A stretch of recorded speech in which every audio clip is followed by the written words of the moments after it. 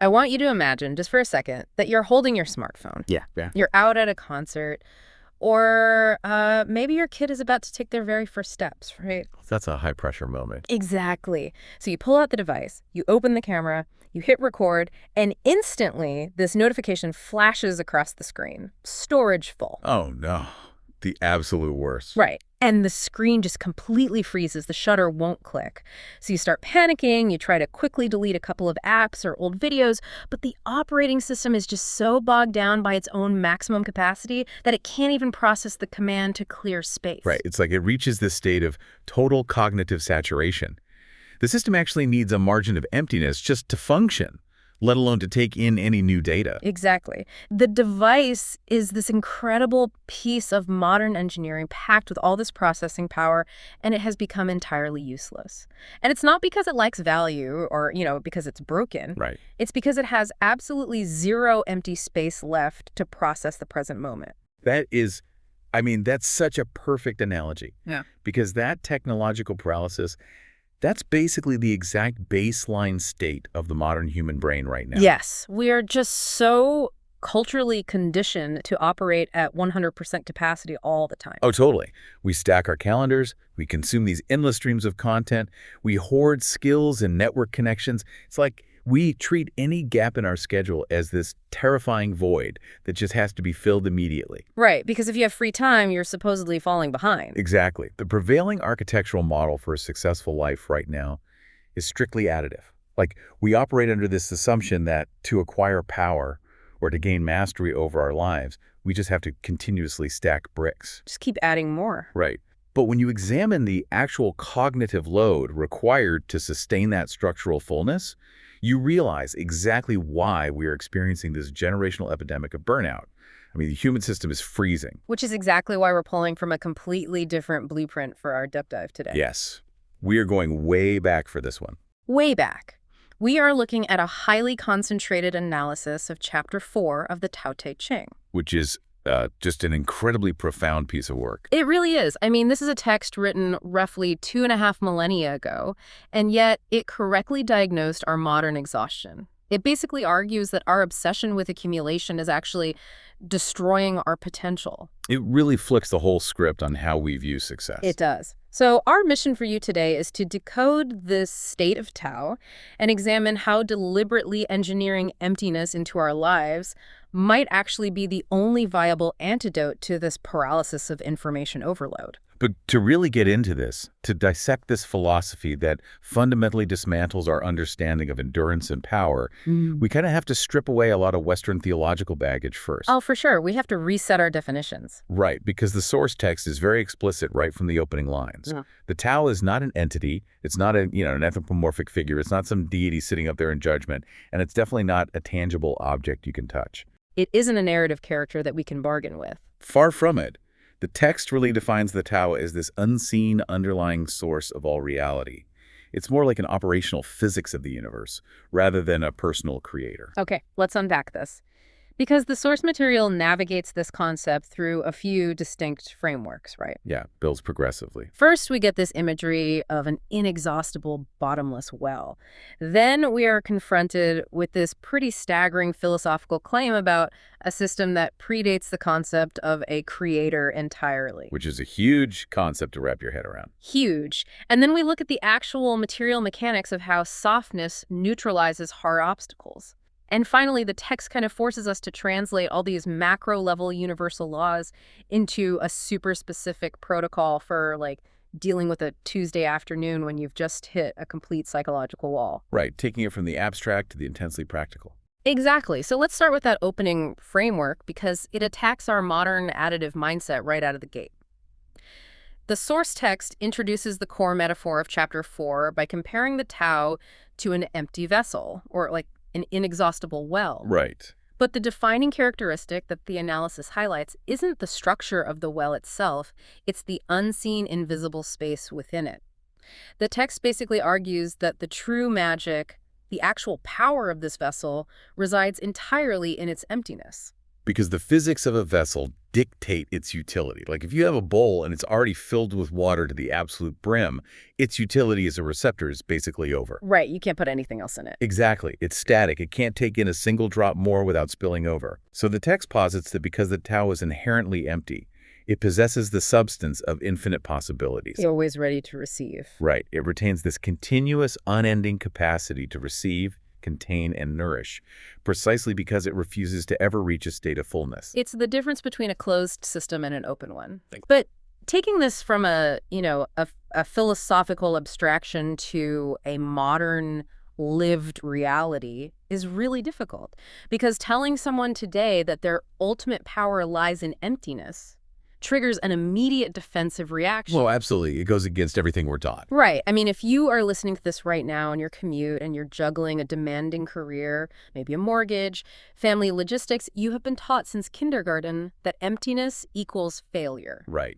An empty bank account is a massive crisis. Exactly. An empty weekend implies you're socially irrelevant. We equate being capable with being full. Yeah, we totally view emptiness as this bleak, nihilistic void, like a complete lack of value. But the text forces a reevaluation of that space, doesn't it? It does. It reframes that emptiness as a state of total, unhindered receptivity.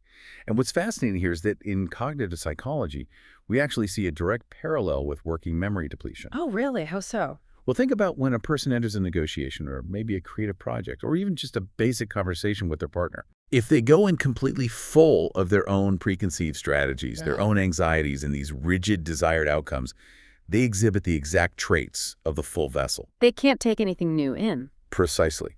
They cannot absorb the nuance of the actual reality unfolding right in front of them. Wow. It's like they are vibrating at such a high frequency with their own internal noise that they literally can't hear the other person in the room.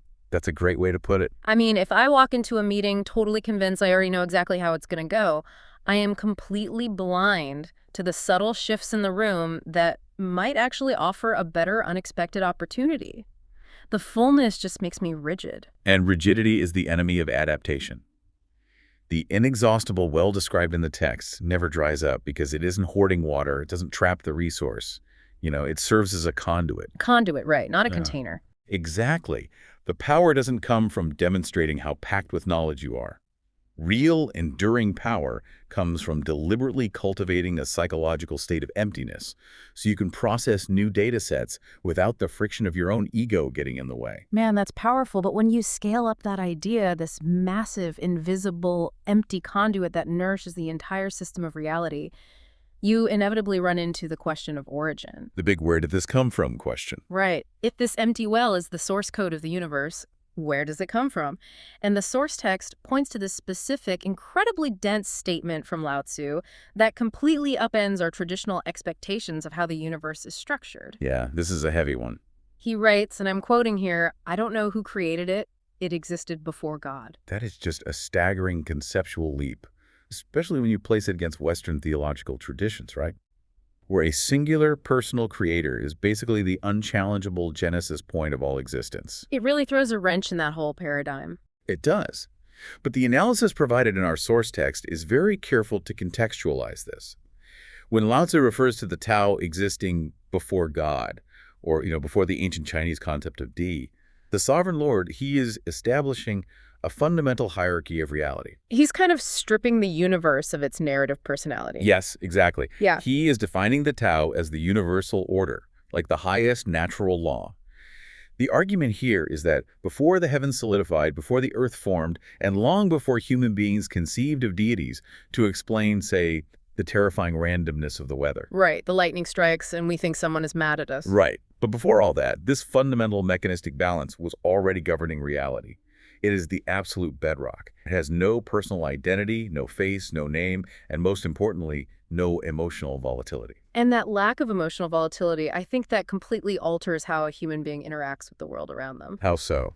Well, think about the historical baseline of human psychology. We are fundamentally narrative creatures, right? For sure. We love a story. We project our own emotional states onto the environment all the time. If there's a drought, we assume the universe is angry with us. If we experience a sudden windfall, we assume we're being rewarded for good behavior. The karma mindset. Exactly. We constantly overlay this framework of vengeance, favor, and mood swings onto a universe that simply does not care. If we connect this to the bigger picture, it is just a massive expenditure of energy trying to appease a system that actually operates on mathematics rather than morality. Right. Because if you believe the universe is a personal entity, your primary directive becomes negotiation. You try to bargain with reality itself. Like if I just endure this terrible job for 5 more years, the universe owes me a quiet retirement. Right, the transactional fallacy. But when you internalize the text's concept of a non-personal universal order, that transactional anxiety just dissolves. You realize you can't bribe the Tao. You can't slip it a 20. Exactly. You can't anger it, and you can't charm it. The objective shifts entirely from seeking favor to seeking alignment. Here's where it gets really interesting for me. It's the difference between interacting with a king and interacting with gravity. Ooh, I like that. Because if you want to understand how a faceless, emotionless, universal order isn't actually cold, but rather deeply practical, you just have to look at deterministic physics. Right. Like, gravity doesn't have an origin story that matters to your daily life. It doesn't get vindictive if you trip on the sidewalk, and it doesn't feel benevolent when it keeps your coffee cup resting safely on your desk. Right, you don't perform a ritual to ensure gravity wakes up in a good mood tomorrow morning. No. You simply build structures that respect its parameters. You design an airplane that understands fluid dynamics and lift so it can operate within the existing laws of physics.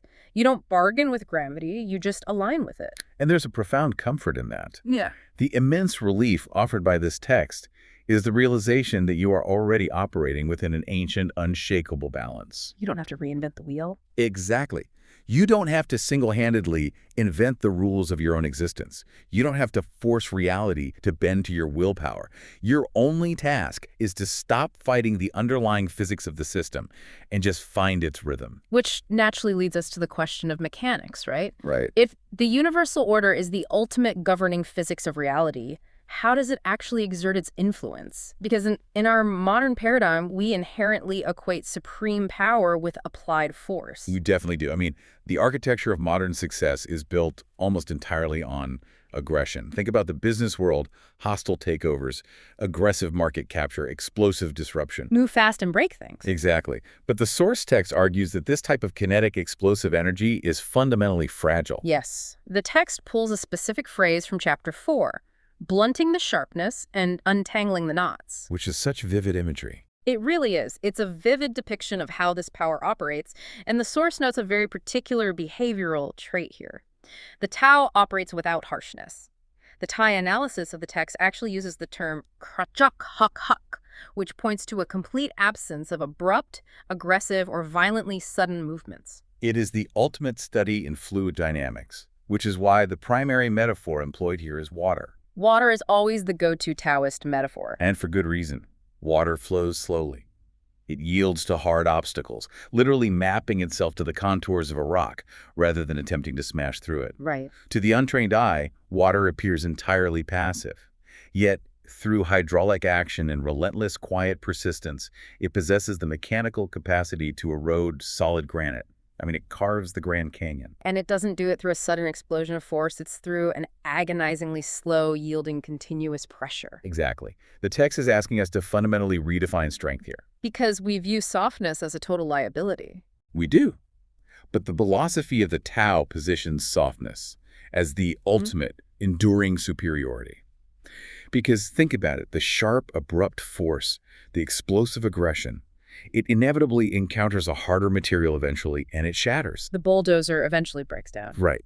But the softness of water absorbs the impact, adapts its shape, and simply outlasts the rock. It outlasts because it doesn't waste energy on friction. Exactly. And that concept of untangling the knots is just the perfect micro-application of this macro-level physics. Think about the nature of a complex problem. A knot is essentially tension multiplied by friction, right?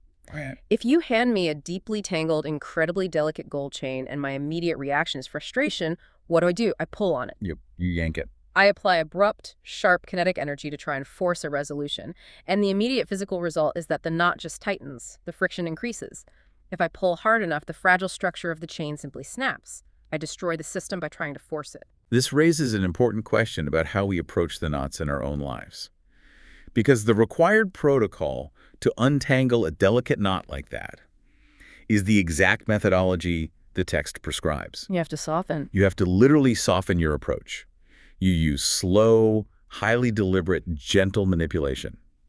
You roll the knot between your fingers, not to pull it apart, but to introduce microscopic pockets of empty space between the threads. Empty space again. Yes. You defeat the dense, hard problem by applying the ultimate softness. You introduce emptiness into the tension. It's just a brilliant translation of the philosophy. And when you look at our daily lives, our sharpness is usually our ego. Almost always. It's our defensiveness in an argument with a spouse. It's our aggressive need to dominate a meeting at work or prove our intellectual superiority. The text really forces us to confront how often our own sharp edges are the exact things creating the friction that stops our progress. Right, because if you enter a high-stakes situation with sharp, rigid, aggressive energy, you immediately trigger a mirroring response in the opposition. They sharpen their own edges. And then nobody wins. Right, you end up in a static deadlock, just two rocks grinding against each other. But if you intentionally blunt your sharpness, if you lower your vocal register, soften your posture, and deploy strategic silence, you create a void. You force their aggressive energy to slide off. Exactly. You diffuse the tension because there's simply no hard surface for it to strike against. It's strategic yielding. You are acting like the water that seeps into the mortar of a brick wall, expands slowly, and crumbles the obstacle from within rather than giving yourself a concussion trying to headbutt your way through the wall. That's a perfect visual. But this brings us to what I think is the most critical juncture of the deep dive today. Okay, let's hear it. So, we can map the fluid dynamics of water, right? We can acknowledge the deterministic universal order, and we can appreciate the beautiful philosophy of the empty vessel. But if I am a listener who is running on 4 hours of sleep, staring down 3 massive deadlines tomorrow morning, and my inbox is currently a total war zone. The everyday reality for so many people. Right. So what does this all mean? How does an ancient metaphor about an empty well actually solve my immediate biochemical exhaustion? And that is the multi-million-dollar question. But the source material addresses this explicitly.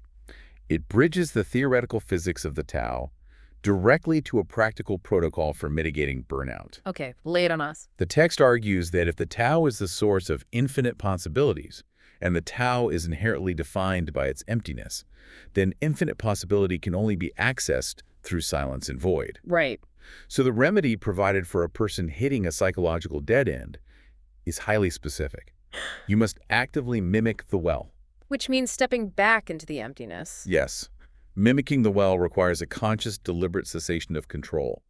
The text suggests utilizing meditation or the psychological act of letting go. Letting go. The hardest thing to do. Exactly. Because the exhaustion you feel isn't necessarily from the physical labor of your day.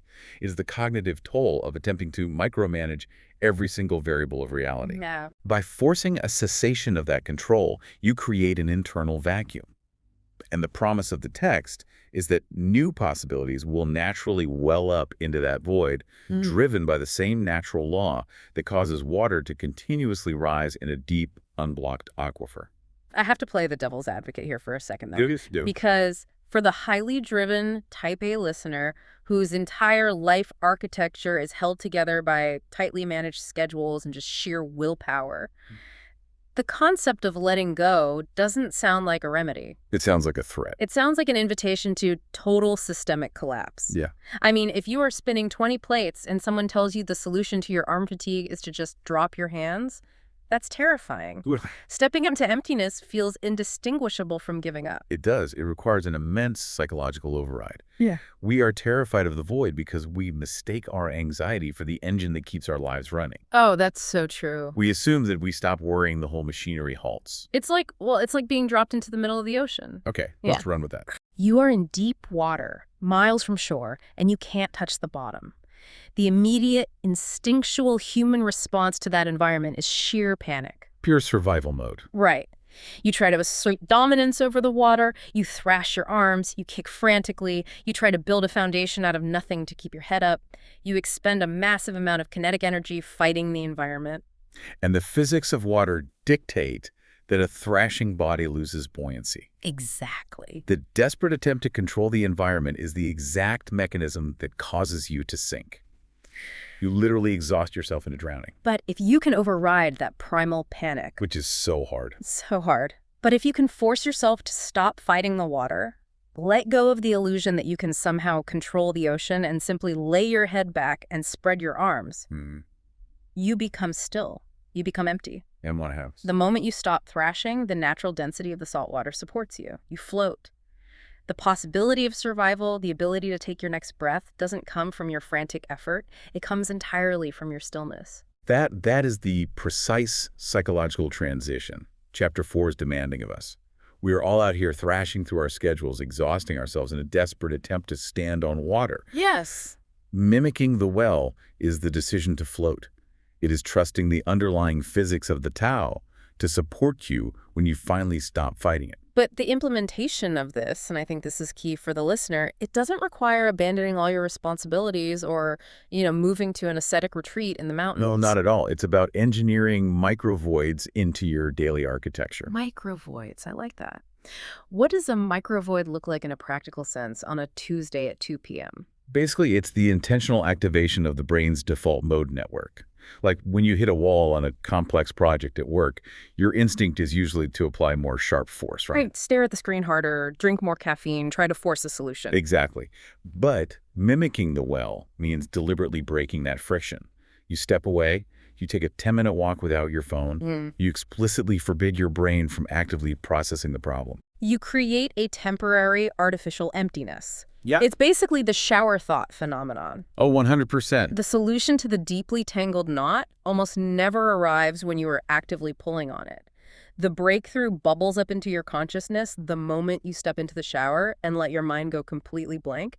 The emptiness actually acts as an incubator. Exactly, because you have removed the interference of your own forced narrative. And it also applies to how we navigate chaos, too. How so? Well, if a crisis erupts at work or at home, the additive sharp instinct is to immediately jump in, assert control, and start dictating rapid-fire solutions. Right. Put out the fire immediately. But the protocol of the empty vessel dictates a strategic pause. You take 30 seconds to simply observe the chaos without judgment and, crucially, without immediate reaction. You just let it be chaotic for a second. Right. That brief emptiness blunts your initial panic, allowing you to map the contours of the problem and respond with the fluid adaptability of water, rather than reacting with the blind force of a hammer. Wow. It is just the profound realization that emptiness is not an absence of value. It is the absolute prerequisite for capacity. Couldn't have said it better. We have traced an incredible arc today, starting from the realization that our cultural obsession with being full all the time is functioning exactly like a saturated hard drive, literally paralyzing our potential. Yeah, we examined that 2,500-year-old remedy of the empty vessel, recognizing that true, inexhaustible power lies in remaining a conduit rather than trying to be a container. And we dismantled the anxiety of the personal narrative-driven universe. We found some immense psychological relief in a deterministic universal order that existed before creation itself, a system that merely requires our alignment, not our appeasement. And we looked at the actual mechanics of soft power, too. Understanding that the only way to erode the hardest rocks and untangle the most delicate knots in our lives is to put down the scissors, blunt our sharp edges, and just employ gentle, quiet persistence. And finally, we took the terrifying but necessary leap of applying all of this to our modern burnout, realizing that survival in deep water relies on the stillness of floating, not the exhaustion of thrashing. It really is a radical philosophical framework that challenges the very foundation of how we measure progress and strength. It truly is. And it serves as a powerful reminder that an ancient text isn't just a historical artifact to be studied.